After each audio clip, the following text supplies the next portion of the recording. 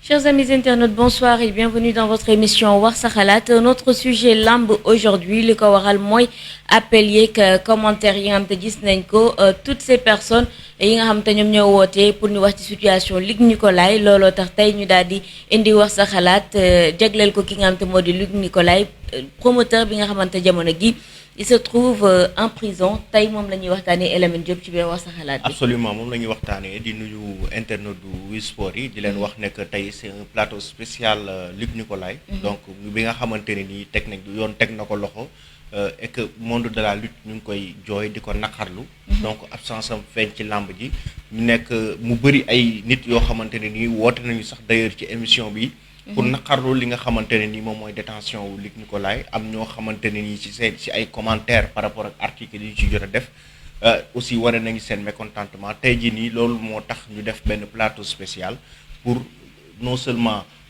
am soutien par rapport ak internautes yi nga xamante ne nii bëgg nañ ñu libérer ko mais aussi monde de la lutte bi nga xamante ne nii tey war nañ ci am benn taxawaay pour que Luc Nicolaï génn prison. Vous pouvez appeler au 78 150 74 72 78 150 74 72 ngeen woote marqué seen soutien pour Luc Nicolaï wala ngeen commenter actualité boobu nga xam te moo jëm ci promoteur de lutte bi comme ni nga ko waxee jamono gi mu nekk en prison soit ngeen marqué seen soutien ngeen soutenir ko wala sax ngeen def témoignage ci moom parce que Elamine jafe na ñu wax ci li nga xam te moo di làmb ak actualité làmb te duñu wax ci Luc Nicolaï. jafe na parce que dafa marqué empreinte am ci li nga xamante ni moom mooy làmb ji pendant des années mi ngi fi nekk benn promoteur boo xamante ni il a accompagné beaucoup de jeunes. tey mbër yu bëri bu ñu leen xamee wala mbër yu bëri tey jii nii bu ñuy leen di tudd c'est parce que am na promoteur boo xamante ne daan na tëgg seen i combat di leen fay ay millions. ñu koy yóbbu seen i famille. donc Luc Nicolaï dafa contribuer ci avancement wala ci développement wu làmb tey jii nii nekk na ci ay jafe-jafe. certes du ci cadre làmb parce que ñëpp xam nañ ne c'était par rapport ak beneen histoire bu mu amoon drogue bu amoon au niveau de Lamantin Beach problème en tout cas bu nekk ci loxo yoon mais tey jii nii nekk na koo xamante ni ci wàllu làmb bi nga xam ne moom la ko acteur sportif yi xamee mu nekk koo xam ne daf ci bay waaram donc tey jii nii buñ ko tegee loxo te mu nekk koo xam ne dafay contribuer ci liy développer làmb ji je pense que c'est tout à fait normal et logique ñi nga xamante ni ñoom ñoo nekk ci milieu bi ñu sentir ko. amateurs yi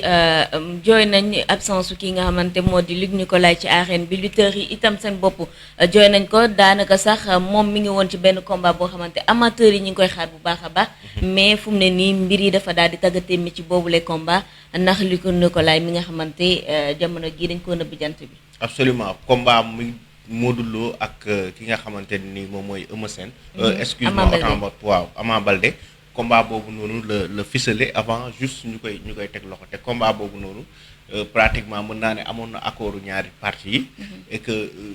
gis nga moom sax pare woon na pour tëgg ko malgré que mi ngi woon en prison mais ñëpp xam nañ ne mënul nekk. parce que tey jii même su fekkee structure la yor. Luc Nicolaï NCO te moom mooy personne morale bi. mais le fait que ñu tëj ko prison ça bloque tout parce que tey moom mooy ki nga xamante ne ni moom mooy organisateur bi. maintenant li nga xamante ne ni moom mooy làmb ji c'est certainement que dañ koy pour le moment dañ koy mettre en stand-by parce que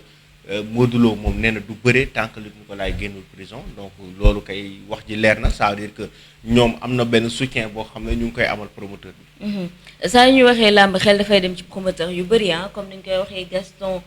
moom mooy peeru làmb bi moom mooy Don King bi. am na yeneen promoteur yoo xam te nekk nañ fi notamment Abdou Aziz Ndiaye yàgg nañu organiser ay combats yoo xam te yu rëy la mais ki nga xam te moo di Luc Nicolaï dafa am benn empreinte boo xamante teg na ko ci làmb bi ba su fi nekkulee dafay feeñ. absolument waaw ku ci nekk parce que dafa chaque fois Luc da daan indaale touche am. moom dafa doon indaale touche am bu ñëwee am na fekk na fi ñoom Gaston ñoom Serigne Modou Niang et tout mais moom bu ñëwee bi muy ñëw ci làmb ji chaque fois bu organiser da ngay sentir benn touche boo xam ne moom indaale na ko. donc c'est tout à fait normal en tout cas gis nga combat yu mag yi mu fi tëgg. donc gis nga le retour de Balla Gaye en 2018 contre Gris Bordeaux moom moo ko tëgg. donc bëri na combat yu ay événement yu mag yoo xamante ne ni Sénégal dañ ko doon seetaan avec plaisir ah donc moom moo ko tëgg ci ay loxoom la jaar. donc vraiment man je pense que monde de la lutte war nañ mën a jug pour accompagner ko soutenir ko pour mu génn foofu noonu. looloo waxal kon appel yooyu noonu ak commentaire yi nga xam ci biir émission wax sa xalaat bi lañ ko daal di notifié ñuy wax que ni kii di Luc Nicolaï war nañoo am li nga xam te moo di en tout cas clémence la ñuy ñaan ci mbiram maanaam ñu jéggal ko daal di koy mën a libéré ba mu mën a eggaliwaat li nga xam te moo di ay activité am ndax li nga xam te moo di làmb am na ci touche boo xamante wala am na ci waar boo xamante mi ngi ko ci bay boobu ba léegi 78 150 74 72 78 150 74 72 ngeen bokk ci émission bi daal di joxe seen xalaat par rapport ak Luc Nicolaï absence am bi nga xamante dara justifié wu ko lu dul jamono gi mu nekk en prison ci biir làmb ji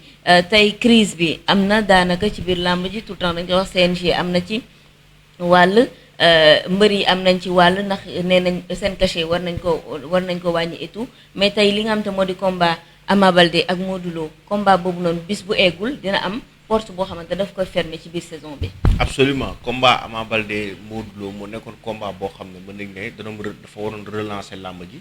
daf ko waroon dundalaat. tey jii nii buñ demee ba nga xamante ne nii combat bi taxawul et que ki nga xam ne moo ko organisé c'est que ce qui est bizarre ci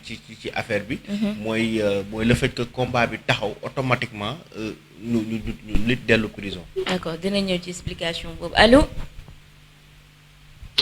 oui allo asalaamaaleykum. maaleykum salaam sëñ bi tur bi naka la.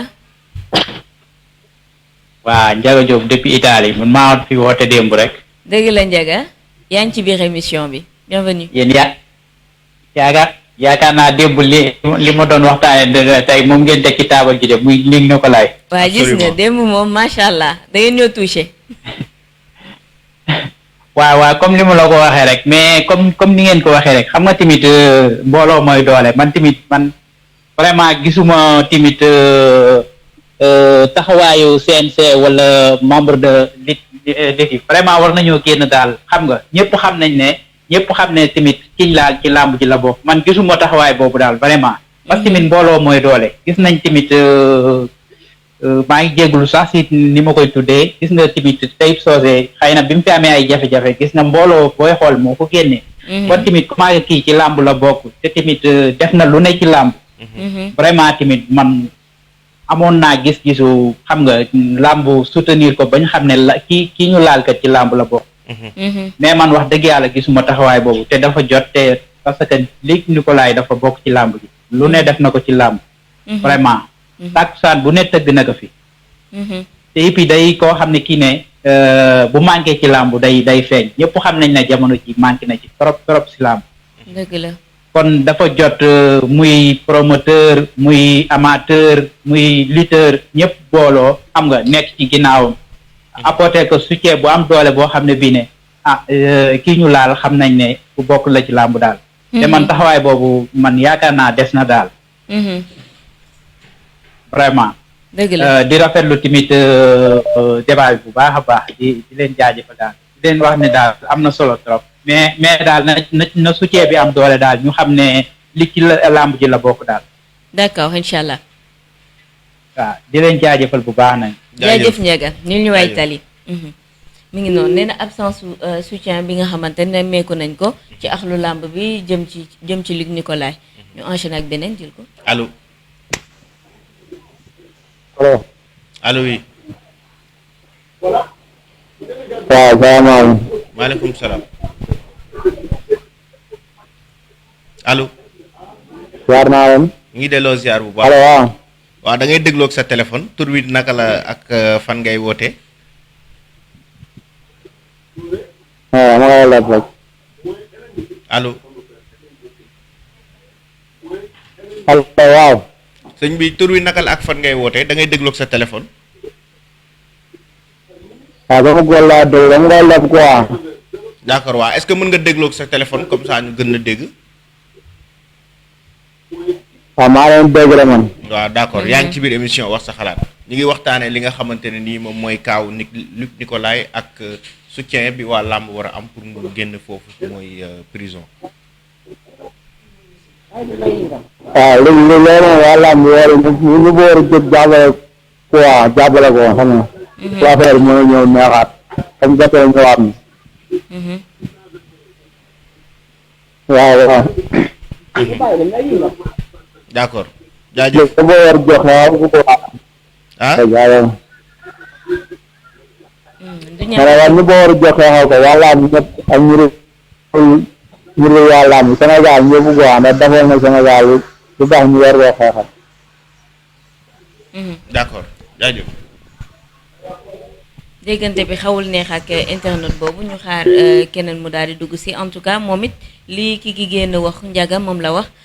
mu ni gisul taxawaayu làmb bi pour ñu soutenir Gaston. pourtant am na ci quelques voilà Papa Gaston ma jàppe pourtant am na ci quelques yuñ ci gis yoo xamante ne nii quand même ñi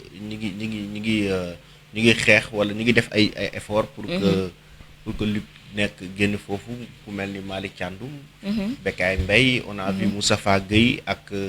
ñeneen acteurs yoo xamante ne nii ñu ngi def tout le temps ñu ngi def ay déclaration ñu ngi lancer appel pour que lu génn foofu noonu en tout cas mais je pense que lutteurs yi ñoom seen bopp aussi war nañu jug am taxawaay buñ ci am d'accord allo allo salaamaaleykum maaleykum salaam sëñ bi tur bi naka la maa ngi tudd Ibou di wootee depuis Espagne Ibou depuis Espagne yaa ngi ci biir émission bi wax sa xalaat tey ñuy waxtaan ni kaawu Luc Nicolaï lan moo ci sa xalaat waa sama xalaat moom avant de tout damay ñaan yàlla suñu boroom génne ko fu mu nekk tekki ko yéen bi ak képp ku mu mënta dal ngay doomu jullit ku ne làmb nag sa xel day dem ci Nicolas direct wax dëgg fa yàlla ku ne làmb Sénégal rek sa xel ci moom lay njëkk a dem di waa te instant yi tamit làmb ji sooxe na trop heure bi ñu ngi doon xaar Modou Lo Ama Baldé xam nga te événement boobu boo échecgee làmb moo échec buñ ko naree xaare ji waat déwét mën na indiwaat yeneen blocage ci biir on sait jamais quoi kenn xamul di ñaan yàlla rek comme nu ko nit ñi waxee suñu borom moo ko fa dugal moom moo ko fa mën a génnee yàlla na ko fa suñu borom génnee ba mu nekkaat ci ay activité am mais dafa am tamit lu ma bëggoon waxaat tuuti rek xaw ma xëy na tamit mën naa am bokk na ci wax sa xalaat bi wala bokk ci comme côté justice bi rek laay wax quoi man maa ngi fi en Europe nekkuma foofu mais damay ñaan yàlla rek justice bi mu équitable quoi képp koo xamante ne jàpp nañ ko ñu àtte ko parce que ñun chaque jour ci internet bi la ñuy dëkk ñu ngi gis ci internet bi lu nekk ay nit di nekk ci ay prison ay 8 ans 10 ans kenn àttewu leen te ñooñu ay nit lañ nit dafa am droit am àq ak yelleef su ma sañoon sax dama koy dagg di bi fii beneen yoon bu leen ko mënee def émission nit ñi tamit wax ci seeni xalaat parce que ku ci amul mbokk rek ku ci amul mbokk bu fa nekk am nga koo xam koo jege wala ku xam ku la xam fekk mu ngi foofu waaw man loolu rek laa doon wax quoi di ñaan yàlla nag suñu borom génnee ko ba mu nekkaat ci ay activité am làmb tamit mën a doxaat xam nga ñëpp sentir gis ci seen bopp di rafetlu émission bi bu baax a baax di kon am kontante bu bëree bëri ci yéen d'accord jaajëf jërëjëf merci beaucoup mi ngi doon aborder li nga xamante moo di longue peine yi du ñàkk suñu naataangoo yi nga xamante ñoom ñoo nekk ci station généraliste yi ñu mën a utiliser partie justice boobu noonu mais bon bu ñuy revenir itam ci kaaw Luc Nicolaï sànq yaa ngi woon ci explication wu combat bi ci boppam que ni à chaque fois bu ñu tegee combat bi ba yaakaar ni léegi mu am problème judiciaire bi daal di ñëwaat parce que ça commence quand même à durer parce que problème Luc Nicolaï bi ça date pas d'aujourd'hui donc defoon na jugé woon nañ ko ñu defoon ko condamnation bi 5 ans de prison la woon dont 1 an sursis donc mu tëdd presque plus de 2 ans ñu joxoon ko liberté provisoire donc liberté provisoire boobu noonu après si lañ ko fi téewoon après bàyyiwaat ko téewaat ko donc en même temps bu ñu fàtte ne Luc Nicolaï def na appel 2 fois ou 3 fois def na appel donc ñu maintenir li nga xam ne mooy condamnation bi mais aussi période bi nga xamante ne nii jàpp nañ ko di ko yóbbu prison bu Saint-Louis période boobu noonu moom si la tëgg combat Modou Lo Ama Baldé donc bi combat bi taxawee automatiquement la ñu dégg ne Luc jàpp nañ ko mi ngi prison bu Saint-Louis actuellement transféré nañ ko Thiès pour mu gën a jege famille parce que famille mi ngi Mbour. Donc pour mu gën a jege famille transféré nañ ko prison wu Thiès. Donc fan yi passé tamit amoon na ay jafe-jafe yoo xam ne déggoon nañ ko mu am ko ci biir prison bi. par rapport ak c'est les conditions yi nga xam ne foofu la nekkee loolu la fa nekkee. côté alimentation bi et que il paraît que dafa am benn régime bu particulier boo xam ne daf koy suivre et que alimentation bi baaxul ci moom et que fi mu nekk aussi dafa xaw a metti ci moom loolu yëpp dégg nañ ko donc dégg nañ Malick Thiandoum di ko expliquer di wax que ne sax jot na def ay intervention ak directeur prison bi pour ñu jéem a xool naka lañ koy teg ci conditions yu gën a baax. mais en tout cas amoon na benn genre grève de la faim bu fa amoon parce que lekk du dugg. ak période coronavirus bi et que moom lekk régime bi arrangé wu ko par rapport ak traitement bu muy suivre ak yooyu. donc tey jii nii je pense que man monde de la lutte ñoo war a parce que tout le temps da ngay dégg ci acteurs yi ñuy wax ne la lutte c'est une famille. si c'est une famille kon ku nekk ci difficulté. dañuy génn taxaw jàppale ko parce que ci famille bi la bokk. donc comme que Luc Nicolaï nag ci famille bi la bokk. il va falloir que monde de la lutte ñu jug jàppale ko taxawu ko. parce que ku ci nekk ci ñoom am na lu mu mës a def pour yow c'est-à-dire mës na tëgg sa combat boo xam ne yóbbu nga dara sa famille. c'est très important. allo. salaamaaleykum. maaleykum salaam sëñ bi. soxna si naka ngeen def. ñu ngi fi alhamdulilah tur bi naka la. Abdoulaye laa tudd maa ngi wootee. d'accord Abdoulaye. yow la ñuy déglu. d'accord comme thème bi c'était par rapport ak Luc Nicolaï exactement. ok bon man sama avis peut-être que am na du nekk en phase ak la plupart bon man pour man au-delà du sport le problème Luc Nicolaï bi yaa bon pour man ñi ñuy jiite dañu war a nekk ay exemple donc j'ai rien contre Luc Nicolaï xaw ma ko bon que mu génnaat ñun ñëpp loolu lañ koy ñaanal mais pour man ci dëkk am na yoo xam ne su la xëppee ba dal ñu naan drogue la kooku yaakaaruma ëllëg mu war a ñëw nekkaat fii nii di liggéey pour jeunesse bi pour man loolu suñ ko defee rek ñu ngi bon parce que sport bi dañuy jàngal xale yi suñ gisee ne Luc Nicolaï lii dal na ko c'est bon xaw ma ndax moo def xaw ma ndax deful mu ñëw xaalis boobu mu dugalaat ko ci c'est comme si dañuy cautionné nit ki xaalis bi noo ko amee rek baax na après l'essentiel na nga génn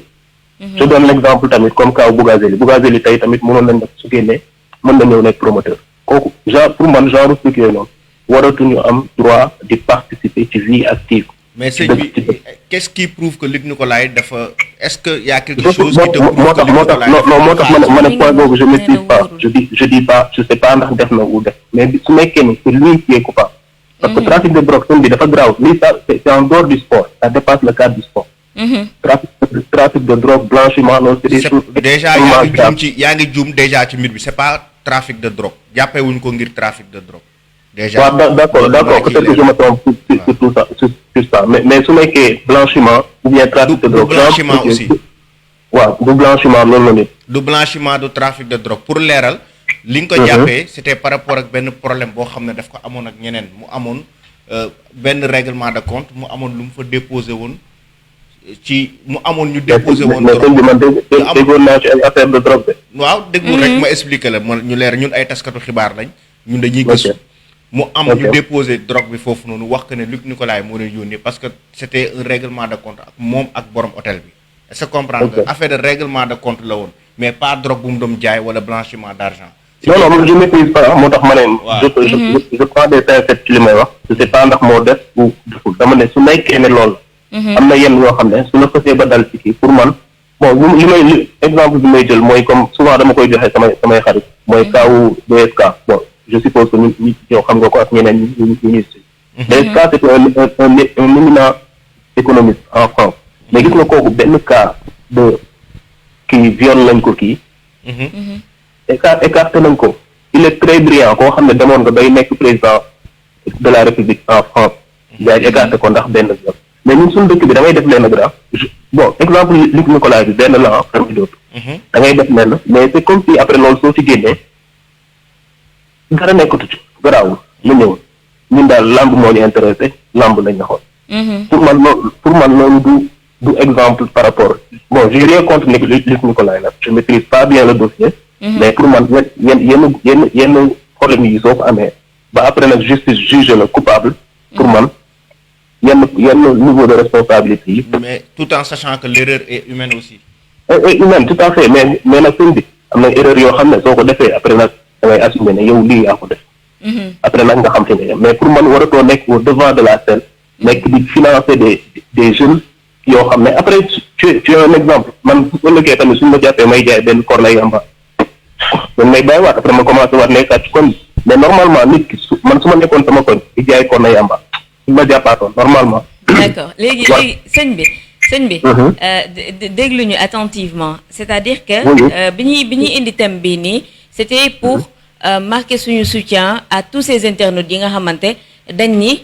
lamb bi dañoo war a soutenir instant bi ki nga xam te moo di Luc Nicolaï problème bi nga xam te moom la am léegi xaaral non excuse-moi une seconde dañ ko war a soutenir da fii lay innocent léegi sëñ bi dañuy déglu wante nag de parce que sànq ba léegi ngay wax maa ngi naan bàyyi ba nga egg du noonu voilà léegi nag on n'a pas parlé de li justice dal ci kawam ndax yoon la wala du yoon li mu def ndax yoon la wala du yoon on n'a pas parlé de tout ça bañ na ko ba je ne sais pas si tu as raté début émission wala pas j'ai raté le début waaw sûrement da nga ko raté moo tax parce que on a dit que ni ñoom ci boppam sax clémence la ñuy laaj maanaam demuñu pour wax que ni forcément dañ ko war a libérer clémence la ñuy laaj ci dossier wu kii nga xamante moo di Luc Nicolaï parce que amaana moom bu génnee ak lu lamb dinañ ko accueillir bu baax loolu rek moo doon intérêt de léegi nag xam nga plateau wax sa xalaat moom plateau bu démocratique yow boo ñëwee di wax ni àndoo ci lool dañ lay toog déglu la ba nga eggali keneen tamit bu ñëwee ni moom dafa bëgg ñu libérer ko dañuy toog déglu ko rek d'accord bon moo tax ma au début ma ne xam naa certainement li may wax la plupart suñ nekk en France mais bon là c'est mon avis personnel là et donc chacun est libre de wax sa xalaat la mu neex da ngay wax loo xalaat ma ne tout à fait ah soxna si c'est ça moo tax ma ne juste je dis ce que je pense jaajëf mi ngi noonu merci beaucoup d'accord jërëjëf ñu enchaîner ci ak beneen internaute ak beneen xalaat ci li nga xam te moo di dossier Luc Nicolaï comme niñ ko waxee rek clémence le monde du lutte bi di laaj le monde de la lutte plutôt excusez-moi ce n'est pas dañoo dem di wax que ni Luc Nicolaï forcément il faut que ñu génne ko il y a plein d'autres personnes yoo xamante kon tey mënoon nañ leen defal plateau spécial ni leen nañ leen génne sañ nañ ko ku nekk parce que gis nañ prison lépp li fa am mais juste pour des soutiens jëlal l'internet allo waaw allo oui waaw salaamaaleykum maaleykum salaam allo daa am problème bu réseau mi ngi noonu on l'a perdu alors Alamine je pense que pour ñi nga xamante ñoom ñoo ñu jël en cours par rapport ak émission bi comme niñ ko waxee woon au début rek am nañ beneen internaute régie bi mi ngi nelaw allo allo salaamaaleykum maaleykum salaam waaw maa ngi nuyu mbokk auditeurs yëpp di nuyu waa Sénégal yëpp wala Sakho Sakho ñu ngi lay ziar bu baax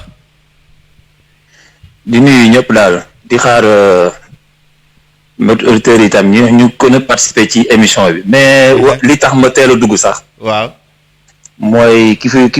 jot a génn léegi xam nga Sénégal bu fekkee ne man su ma defee ñu tëj ma teg ko ci yoon ku def ñu tëj la teg la ci yoon nga tëdd sa maanaam nga tëdd sa pen yaakaar naa ne bu boobaa parce que jël nit tëj ko c'est pour keneen bañ ko def n'est-ce pas jël nit tëj ko c'est pour dëkk bi am loi n'est-ce pas jël nit tëj ko pour xamal sénégalais yi ne lii baaxul lii soo ko defee lii moo la ci fekk n'est-ce pas mais Moustapha Cissé Lo ba mu toogee ci télé lan la wax li mu wax sénégalais yëpp dégg nañ ko jaaykatu drogue yeeg jaaykatu yamba yeeg maanaam dealer yu mag yi laa ak trafiquant de drogue yeeg yooyu yëpp nee na moom xam na leen procureur lu muy xaar pour woo ko waa ji na lay tontu tuuti bu fekkee yoon rek la bëgg a andi nañ ko nañ jël lépp teg ko ci yoon bu fekkee dañ koy teg ci yoon damay lim tur ki nga xamante ne mooy Thione Seck day dem tëddi ki nga xamante ne mooy politicien boobu noonu day dem tëddi keneen ak keneen ak keneen ak noonu mais ñooñu ñi ngi doxi seen soxla parce que dañoo am gannaaw Sénégal la fa nekk te jaaduwul buñ ko doon jugé tey jii ba wóor ni yàlla loxo dina daj gémmiñ ñun li ñu wax c'est clair man li ma wax démb dama koy répété waat liñ na ko laay def nag deful ki ne ci gannaawam ba taxal ko ci loolu noonu kooku bu nekkoon borom doole tey liñ na ko laay mi ngi doxi soxlaam kooku moo gën a tax liñ na ko laay nekk ci kaso gi nañu waxante dëgg maa la ko wax na génnoon na bi mu tëggee combat voilà c'est comme Taïb Socé du ma maanaam du ma mënuma ànd ak kuy tooñ mënuma ànd ak kuy yàq mënuma ànd ak kuy rësal économie réew mënuma ànd ak kooku mais lu nekk nañ ko teg ci logique état bi nekk Sénégal man du ma politicien je m'en fous de affaire de politique sport moo ma yitteel mais état bi nekk Sénégal ni muy doxalee ñun ñëpp xam nañ ko ñoom li ñuy def moo gën a garaaw li Nicolas def li Nicolas li mu doon def daf ko doon partager ak sénégalais yi ak xale yi te li mu doon def du xaalisu dorog xëy na am na erreur bu ñëw am mu tombe ci li ñuy naan comme ni ko tubaab di waxee maanaam dafa ñëw tombe ci moment boo xamante ne que ni dafa dal ci kawam mais munoo wax ne xaalis ni Nicolas ci drogue la juddoo ci drogue la màggee loolu du liggéeyam li Nicolas dafa amoon ay sponsor ñu koy jox xaalis muy tëggal ay sénégalais làmb ba yegg si fii ndok nag day am ci doomu aadama boo gis ci àdduna kaso jombul kenn jombu ma man jombul ñëpp képp koo xam te yaa ngi déglu dëgg la yàlla nañ ci yàlla musal mais lu nekk nag dañ ko teg ci yoon ba sénégalais seen xel dal ñi ñu war a tëj ak a ñoo bari wallahi sëñ bi barke rasulullahi ñi ñu war a tëj Sénégal bari na nañu waxante dëgg waay dëgg la defkatu ñaawteef yaa nañu waxante dëgg waay defkatu ñaawteef yaa nga fa di man ñii di wax ak yow nii billahi li may wax bu fekkee amul jant suba yàlla bu mu ko am benn waay détourné ne ma 25 millions yoo xamante ne que nii kër laa ko wax mu jënd ko ba léegi jënd ko sama xaalis dem nii anamu mi ngi ci réew mi di dox mi ngi Sénégal di dox barki rasulullahi li may wax bu fekkee amul jant suba yàlla bu mu ko fekkee noonu de 25 millions laa la wax noonu de mais maa ngi toog di ko muñ te xam naa ni mu koy ñëw réglé te du mu ko yóbbu police ni mu koy réglé xam naa ko parce que maa ko joxoon pour mu jënd ma terrain bu taxawoon moo benn terrain moo taxawoon ma bëggoon ko jënd Mbaye Gueye Tigre de Fass moom xam na histoire boobu noonu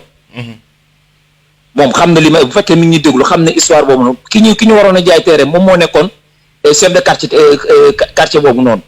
ça c'est histoire personnelle pour xamal la rek sénégalais li fa nekk ci ñàkk jub bari na li ñu ko laay lañ wax dañ ko li ñu may ñëpp nañ ko may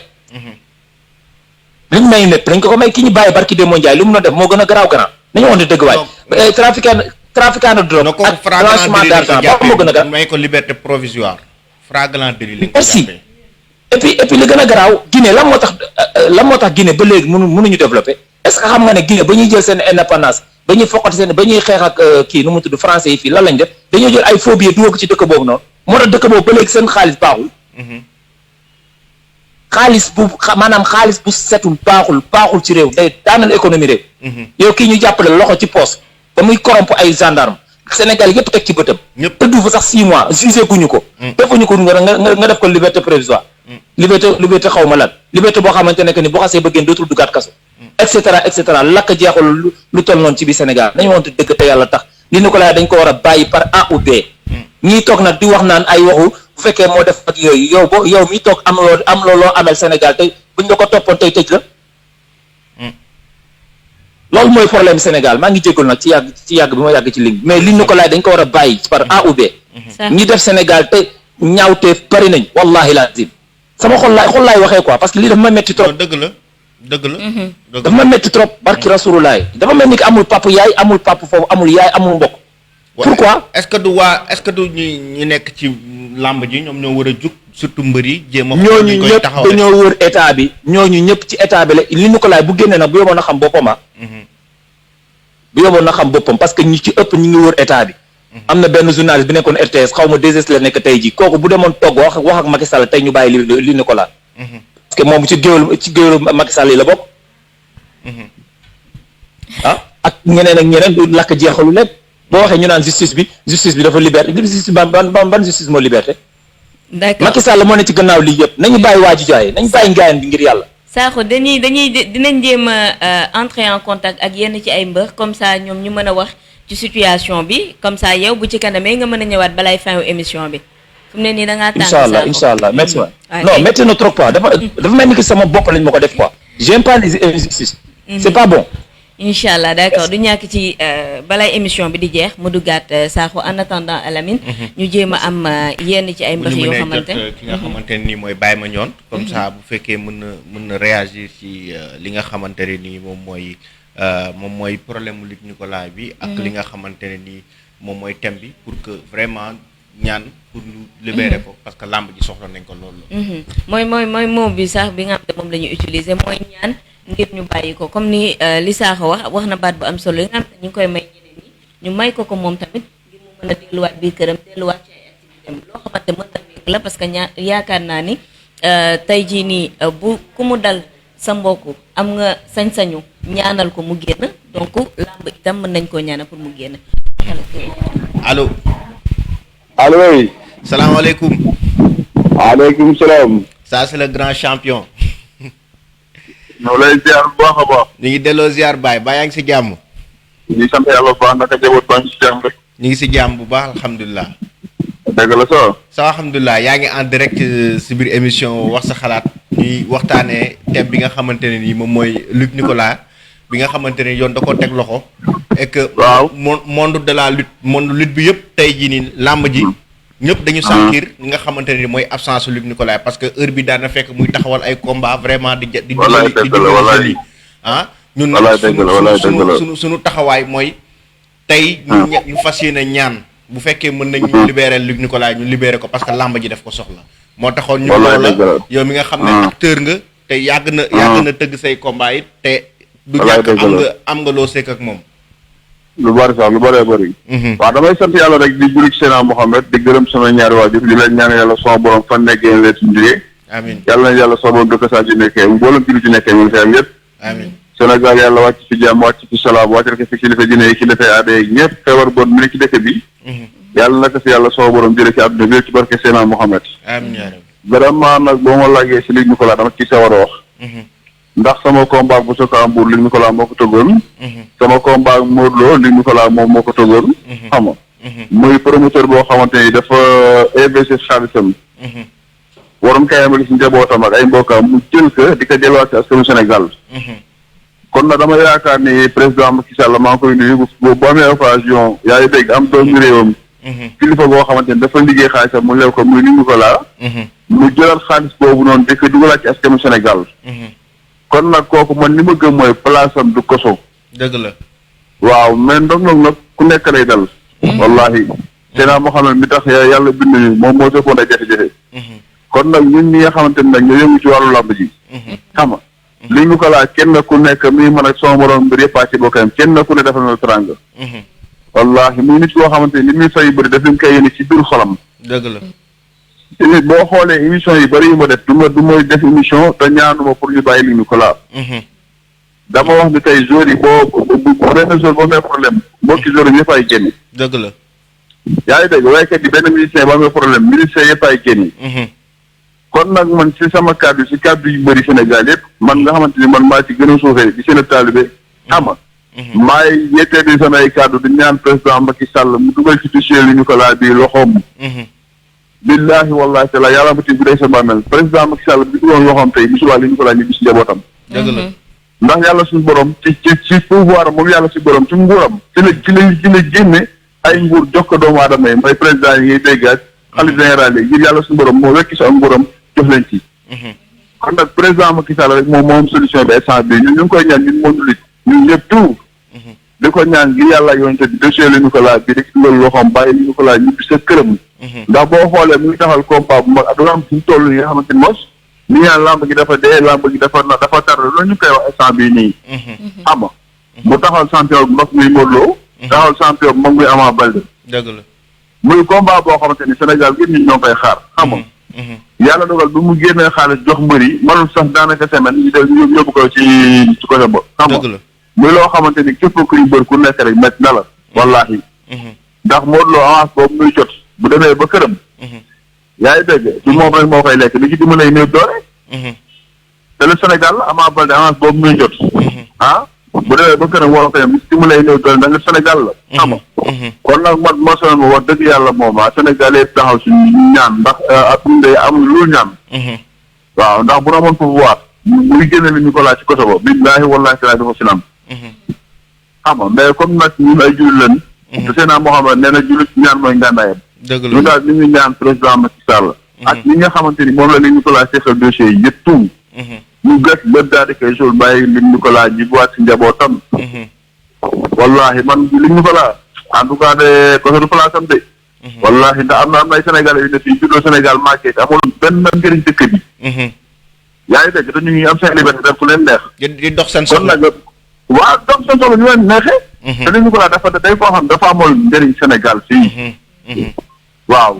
dafa amoon njëriñ surtout ñun làmb ci boo xoolee li ñu ko laaj kese yi ñuy fay ci làmb ci ay kese yi am doole la jël di ko jox bëri maanaam dafay fay pare di kontaan moom li la yor dafa ko yéene xam nga donc promoteur ay jàmbaar la ko yóbbu wallaahi te promoteur yi yëpp ay jàmbaar la ndax suñu papa Gasson moom moo fi ne di seen mag Pape du Fall nekk fi yaay dégg ay suma grand Aliou Ndiaye nekkoon bi ñoom Baye Ndiaye xam nga sëñ Modou Niang nekk suñu papa moo tax wax dëgg yàlla ci tey waaram ba tey yeneen promoteur juddu si ay Sam Production ay ñoom Jamaïcain ay ñoom Assane Ndiaye ay ñoom Kandji xam nga ay ñoom Mor Mbaye ku ñu daal da ngay jóg xam nga mais man de su ma soxeen wax dëgg yàlla nit ñu ko laa instant bii may waxee yow nii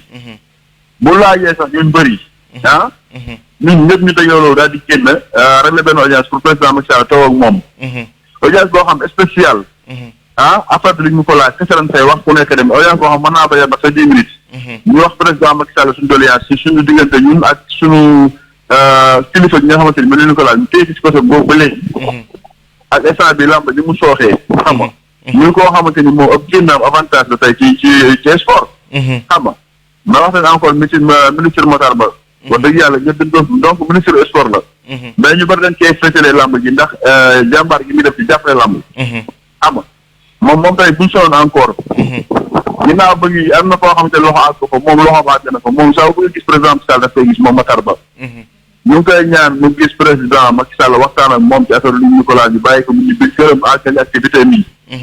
ndax instant bi dëkk bi dëgg na dara amu fi kon nag li ñu ko laaj bu jëlee xaalisam muy ay millions mu yëkkati ko jox ko bëri pour événement bu mag pour bëggal doomu Sénégal yi xam nga natt bi daal di koy dal kon ñun ñu ngi koy ñaanal bu baax a baax a baax yàlla na yàlla soo borom génn ci natt yi amiin amiin wallaahi ak mbooleem julli ci nekk ci côté ba nag yëpp ñu ne ci côté ba ñu ne ci hôpital yi yëpp yàlla na yàlla soo borom fëgg bopp ñun ñëpp delluwaat seen njaboot amiin yaa rabbi wallaahi ñu balaa ngaa xam ne liberté moo neex wallaahi yow imagine yow sa néegu bopp sax boo fa tujoo su ma ngoon génnoo sa xel ci biti rek lay nekk billaahi waxuma laa koso boo xamante ni yaa ngi dégg ak prétendant bi ni muy mel xam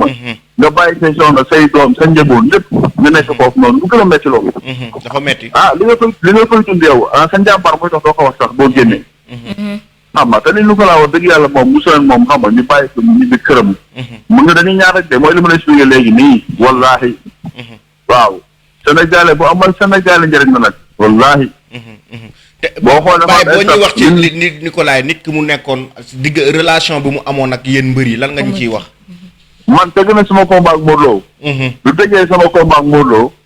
yaa ngi dégg xam nga mbër xaalisam daa gaaw a jeex ndax am mbër xaalisam moom ko moom rek ndax xaalis buy de buñu sànn ci beñaa bi la ñu fàkki li comme sama gaar nga xam ne gën a avancé du ma sa ñaari semaine xaalis jeex te lépp lay joxe toog xam nga mais li ñu ko laa tëgg na sama combat ak Modou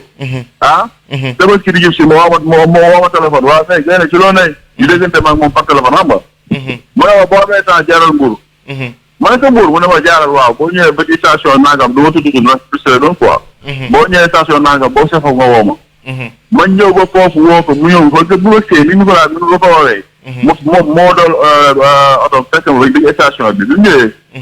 ma wàcc otom ma yéegoon ñëw mu toog ci kanam otom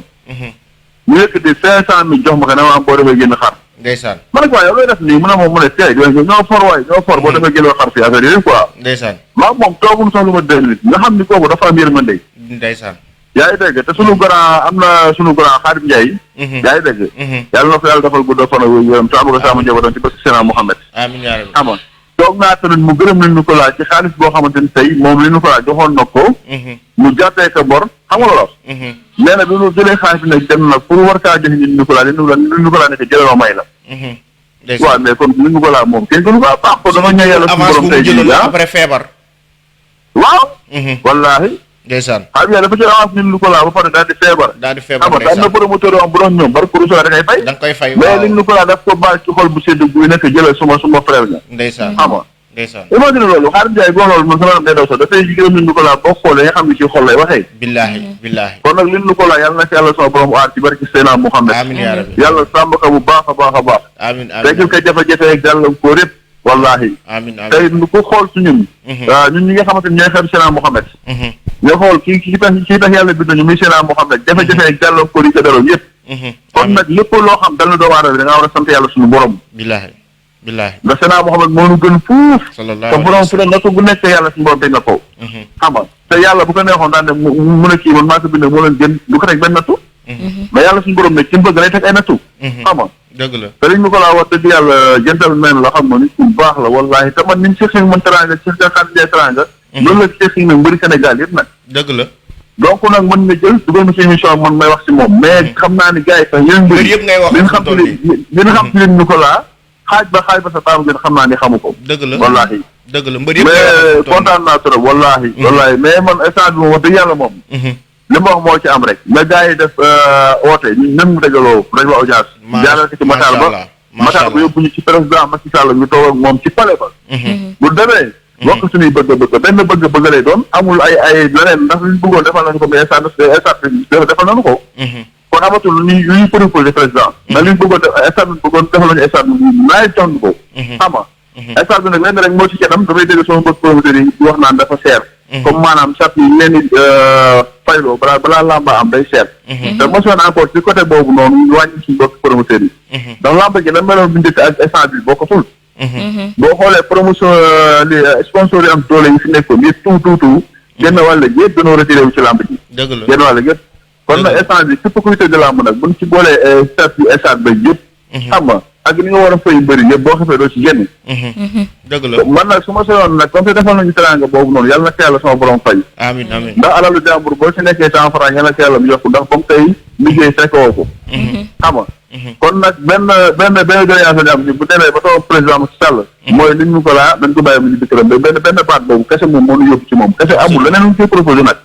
loolu suñu nga xamante ni ñoo bokk ak moom liggéey bi li ñu ko laa ñu ñaanal ci yàlla sama borom yàlla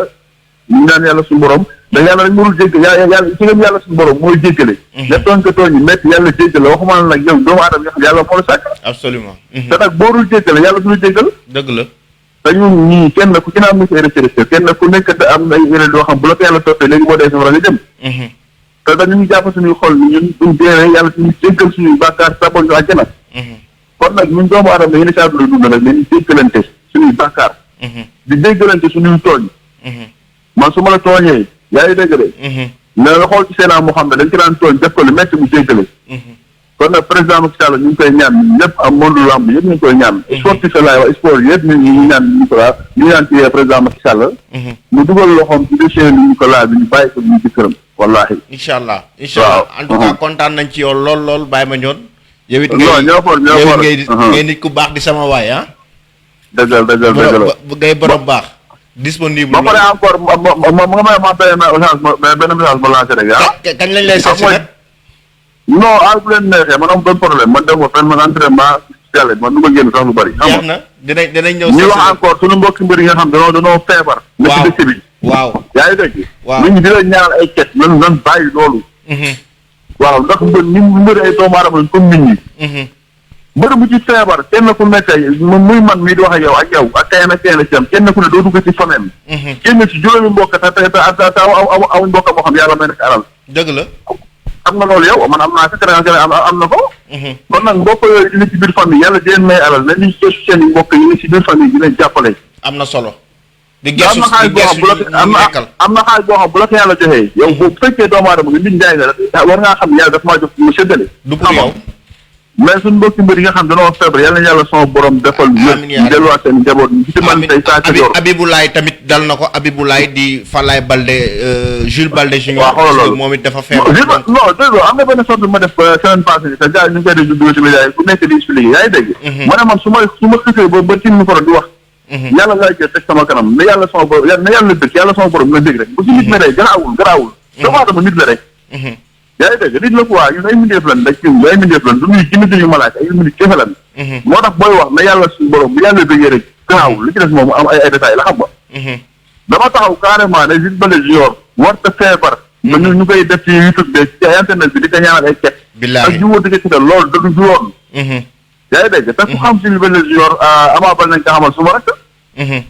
nga tey Jules Balde junior lépp lu ko gàllankoor mu nekk kenn du xalaat kenn pour Ama Baldé dëgg la même man mi wax ak yow tey bu fekkee dafa am nit boo xam te damay ànd ak moom ba ñëpp xamal ne ba bàyyi ma bu nee bi bàyyi ma joon dañuy jiw ba bàyyi ma joon di jiw waaw boo légee ko kooku tey bu feebaree amul mais kan la ñuy xalaat man la ñuy xalaat dëgg la yow la ñuy xalaat benn bàyyi ma joon mi muy nekk di bëri di fekk ay millions ci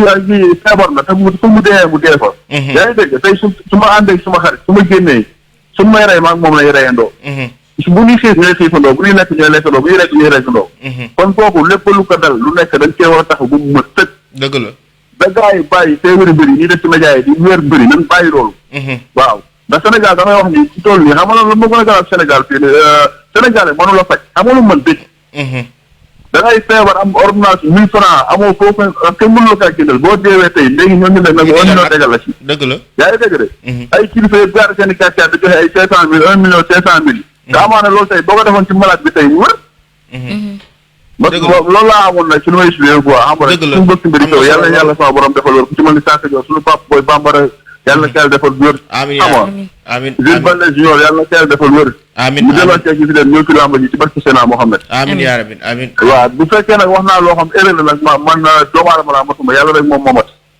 li nga fi wax waaw bu fekkee li ma wax yëpp bu fekkee erreur da cee am man maa juum man sama jëm bopp man doomu aadama bi nga xam manuma sama bopp dara waaye nag lu ci jublu nekk rek yàlla suñu borom la amiin waaw mais kontaan naa trop quoi vraiment yàlla sama borom taxaw borom baax nga ñëw for man daal bàyyi néegu naa ci côté boo leen ma soxlaa rek amul benn problème incha allah amul benn problème dañ déggoo bu baax dañ déggoo bu baax man ak yow soowee non rafet na ñëw for jaajëf waay kontaan naa waay jërëjëf yàlla fay jërëjëf jàmm ak salaam mu nga donc dégg nga ko Baye Mandione donc di mbër bu mag boo xam ne mën nañ ne il fait partie des ténors donc tey gis nga ko moom réaction bu mu am par rapport ak mbir ñu bàyyi internet yi ñu dugg après allo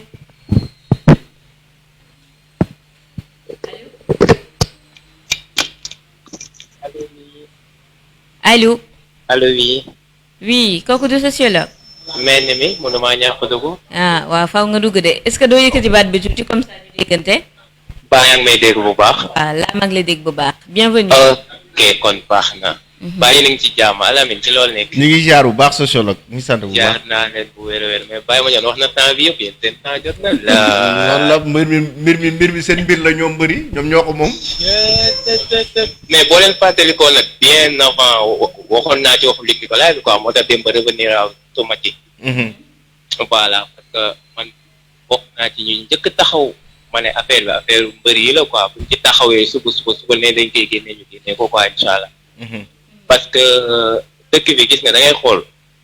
couvre-feu bi bu mu fi tegoo gars yi bëgg mu dañ gis nañ nuñ def dañoo wàcc ci tali bi taal pneu yi wane ne affaire bi xat na dëkk bi metti na gars yi yëgal couvre-feu bi tuuti Sénégalais yi mën a dund tuuti n'est-ce pas étudiants yi bañ toogee jotuñu seen bourse gis nga ni ñuy def même chose donc dëkk bi dafa nekk dëkk tànkam lu boo xam ne nii seul la lutte libère quoi gars yi tant que jugoo rek duñ la dégg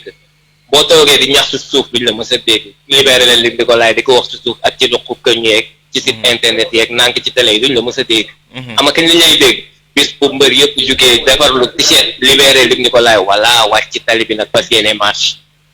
bari fii lépp sur le terrain la lutte bi sur le terrain la il suffit que ñoom ñu décider fas yéene marche bi incha allah dem gars yi dégg leen voilà ñu xam ne lii ñor na leen ñu libéré ko donc opposition Baye Mandione bi comme ça ñu audience ak Macky Sall dem jël Luc Nicolaï def ko point gisuma loolu de man en tant que sociologue jamono jii nii Macky Sall tal na yeneen Hollande tujul audience su mbër pour que di wax ci waxtaanu kii bi Macky Sall instant am na lu boppam de kii Nafi voilà donc instant yi pour man bi ñu amee ku ñuy waxal ministre bi la ñuy waxal ak lan génn wàcc def marche maanaam autorisation marche préfet de Dakar ñu génn marche man loolu laa gis. man par contre dama gis rek ne war nañ mën a waxtaan ak jiitu réew mi ci kaaw Luc Nicolaï parce que peut-être bu ñu marché sax c'est comme si rassemblement la mais tey jii li bàyyi ba ñoon wax yan ma maanaam jéem a xool lu ñuy gisanteeg Macky Sall même bu fekkee. waaw même bu fekkee 15 minutes la sax ñu toog ak moom waxtaan ak moom ci kaaw Luc Nicolaï. mais carrément vraiment mais yow xam nga ne chaque chose à son temps. voilà jamono ji ñoo nekk ci jamonoy corona ñu ngi nekk ci jamonoy bi ñuy n'est-ce pas donc loolu noonu mu ngi tourmenté ci bopp Macky Sall ngeen xam ko ngeen ñàkk a xam n'est-ce pas wax paralu ko Macky Sall nag voilà balaa ñuy def nag paralu ma ko quoi je vous entends très mal xaar ma rapproché après ma wootaat incha allah.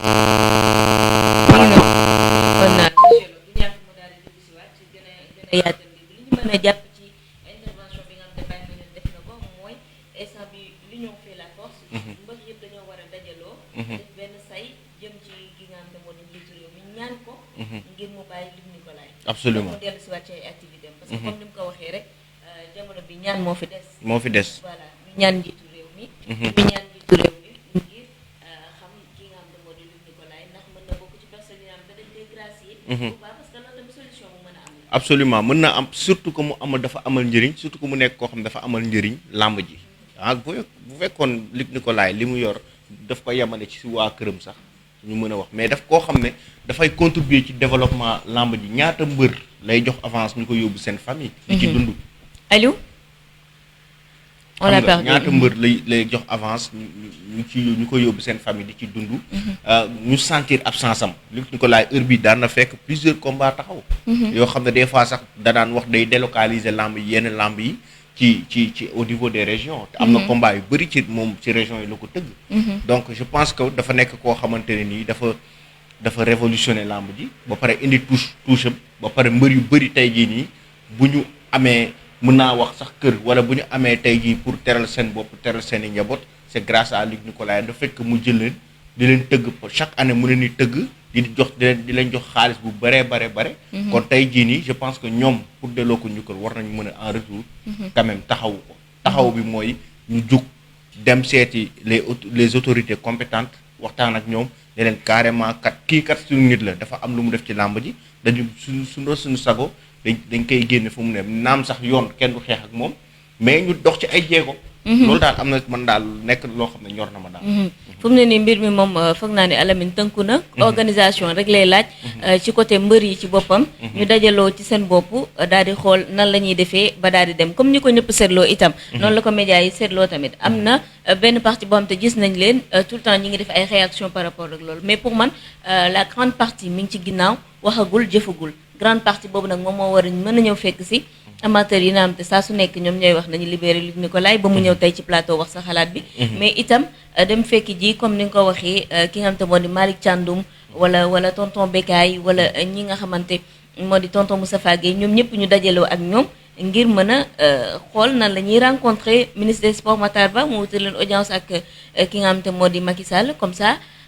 ki nga xam te moo di Luc Nicolaï mën a génn absolument loolu daal man laa gis te je pense que dinañ ko def dinañ ko taxawu comme il faut parce que vraiment soxla na ko te que mérité na ko aussi mérité na ko parce que mi ngi ci li nga xamante ne nii moom mooy làmb ji d'accord nga tàggatoo ba suba émission bi jeex na di tàggu internautes yi di leen jox rendez-vous demain incha allah ci beneen thème wax sa xalaat donc di leen jaajëfal ci appel yi donc di leen jox rendez-vous demain incha allah mi ngi noonu ñi ngi remercier ñëpp ñi nga xam te woote nañ ci émission bi di leen dig daje ba suba à partir de 15h30 incha allah dinañ fi ñëwaat ci beneen thème